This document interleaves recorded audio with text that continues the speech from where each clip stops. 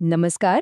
ક્યારે એવું બન્યું છે કે કરિયાણાની દુકાનમાં ગયા હોય અને કિલોગ્રામ, ગ્રામ અને મિલીગ્રામના આંકડા જોઈને માથું ફરી ગયું હોય? જો હા, તો બસ આજે આપણે આખી વાતને એકદમ સરળ રીતે સમજવાના છીએ. વજનના એકમોને કેવી રીતે એકબીજામાં ફેરવવા, એની પાછળનો જે આખો ખેલ છે એને આજે આપણે સમજી લઈશું. તો ચાલો આપણે સીધા જ આ સવાલથી જ શરૂઆત કરીએ, ખરું ને? આ એવો સવાલ છે જે લગભગ બધાના મનમાં આવે છે, અને સાચું કહું તો આનો જવાબ જ વજનના રૂપાંતરણને સમજવાની ચાવી છે. આજે આપણે જે વાત કરીશું એ પછી આનો જવાબ કાયમ માટે મગજમાં ફિટ થઈ જશે. ઓકે, તો કોઈ પણ વસ્તુને ફેરવતા પહેલાં એ વસ્તુ શું છે એ સમજવું જરૂરી છે, બરાબર ને? એટલે રૂપાંતરણ શીખતા પહેલાં આપણે જે એકમો સાથે કામ કરવાના છીએ એમને જરા ઓળખી લઈએ. આપણે મુખ્યત્વે 3 એકમો પર ધ્યાન આપીશું. તો સૌથી પહેલાં આવે છે કિલોગ્રામ, જેને આપણે ટૂંકમાં કેજી પણ કહીએ છીએ. આ ત્રણેયમાં સૌથી મોટો એટલે કે સૌથી ભારે એકમ છે. વિચારો, આપણે શાકભાજી લેવા જઈએ, ફળો લઈએ કે પછી આપણું પોતાનું વજન કરાવીએ, આ બધું જ મોટે ભાગે કિલોગ્રામમાં મપાય છે. કિલોગ્રામ પછી આવે છે ગ્રામ. હવે આ કિલોગ્રામ કરતાં ઘણો નાનો એકમ છે. એક અંદાજ લગાવવો હોય તો એક નાનકડું સફરજન લગભગ 100 ગ્રામનું હોય. તો સોનું, મસાલા કે પછી કેક બનાવવા માટે જે મેંદો કે ખાંડ વાપરીએ, આવી હલકી વસ્તુઓ માપવા માટે ગ્રામનો ઉપયોગ થાય છે. અને છેલ્લે આ લિસ્ટમાં સૌથી નાનો એકમ એ છે મિલીગ્રામ. આ તો ખૂબ જ નાનો, એકદમ સૂક્ષ્મ એકમ છે, એટલે જ એનો ઉપયોગ દવાઓની ગોળીઓમાં કે પછી વૈજ્ઞાનિક પ્રયોગોમાં થાય છે, જ્યાં એકદમ ચોક્કસ માપની જરૂર હોય. ટૂંકમાં આ આપણા સ્કેલ પર સૌથી નાનું અને સૌથી હલકો એકમ છે. સરસ. તો હવે આપણે ત્રણેય એકમોને ઓળખી ગયા: કિલોગ્રામ, ગ્રામ અને મિલીગ્રામ. હવે અસલ મજા છે એ જોવાની કે આ ત્રણેય વચ્ચે સંબંધ શું છે. ચાલો સૌથી મોટા 2 એકમોથી શરૂઆત કરીએ: કિલોગ્રામ અને ગ્રામ. તો આપણે જે મૂળ સવાલથી શરૂઆત કરી હતી એના પર પાછા આવીએ. માની લો કે આપણી પાસે 1 કિલોગ્રામ વજન છે, તો એ કેટલા ગ્રામ બરાબર થાય? 1000. જી હા, બિલકુલ. 1 કિલોગ્રામ એટલે બરાબર 1000 ગ્રામ. આ આંકડો ખાસ યાદ રાખી લેજો, કારણ કે આ જ આપણા આખા રૂપાંતરણનો પાયો છે. ફરીથી, 1 કિલોગ્રામ બરાબર 1000 ગ્રામ. ચાલો હવે આપણે એક સ્ટેપ નીચે ઉતરીએ.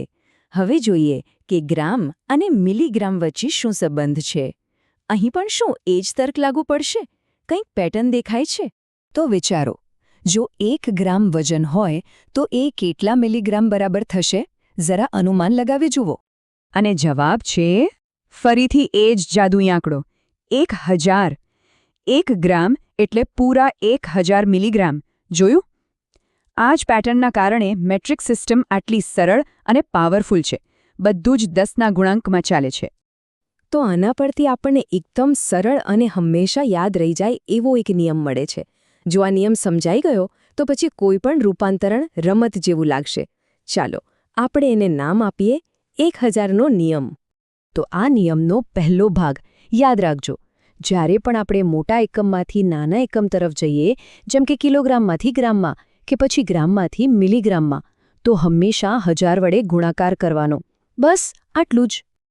ચાલો આને એક ઉદાહરણથી સમજીએ. માની લો કે આપણે 5 કિલોગ્રામને ગ્રામમાં ફેરવવા છે. તો પહેલું પગલું, એકમ કયા છે? કિલોગ્રામ અને ગ્રામ.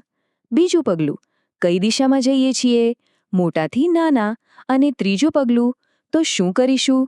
ગુણાકાર. 5ને 1000 વડે ગુણી નાખો. જવાબ આવ્યો 5000 ગ્રામ. છે ને એકદમ સરળ? પણ હવે સવાલ એ થાય કે જો આનાથી ઉલટું કરવું હોય તો? એટલે કે આપણી પાસે ઘણા બધા ગ્રામ હોય અને એ જાણવું હોય કે એના કિલોગ્રામ કેટલા થાય.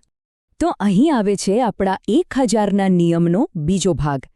જ્યારે પણ આપણે નાના એકમમાંથી મોટા એકમમાં જઈએ, જેમ કે મિલીગ્રામમાંથી ગ્રામમાં કે ગ્રામમાંથી કિલોગ્રામમાં, ત્યારે આપણે 1000 વડે ભાગાકાર કરવાનો. બસ ગુણાકારનું બરાબર ઉલટું.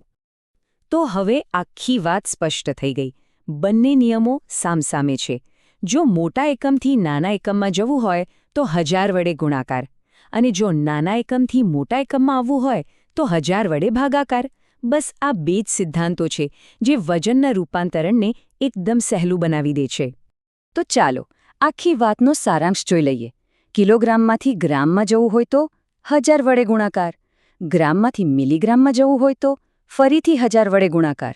હવે ઉલટું, મિલીગ્રામમાંથી ગ્રામમાં આવવું હોય તો 1000 વડે ભાગાકાર અને ગ્રામમાંથી કિલોગ્રામમાં આવવું હોય તો ફરીથી 1000 વડે ભાગાકાર. આખી ગણતરી બસ આટલી જ છે. તો છેવટે સવાલ એ છે કે આ બધી માથાકૂટ શા માટે? આ બધી ગણતરીઓનું મહત્વ શું? કારણ કે આ સિર્ફ ગણિતના દાખલા નથી. રસોડામાં કોઈ નવી રેસીપી બનાવવાથી લઈને દવાની દુકાનમાં મળતી દવાઓના ચોક્કસ ડોઝ સુધી આ રૂપાંતરણો આપણી રોજિંદી જિંદગી સાથે જોડાયેલા છે. આ નાનકડું જ્ઞાન આપણને આપણી આસપાસની દુનિયાને વધુ સારી રીતે સમજવામાં મદદ કરે છે. તો હવે વિચારવા જેવો પ્રશ્ન એ છે કે આ જાણકારીનો ઉપયોગ હવે પછી ક્યાં થશે?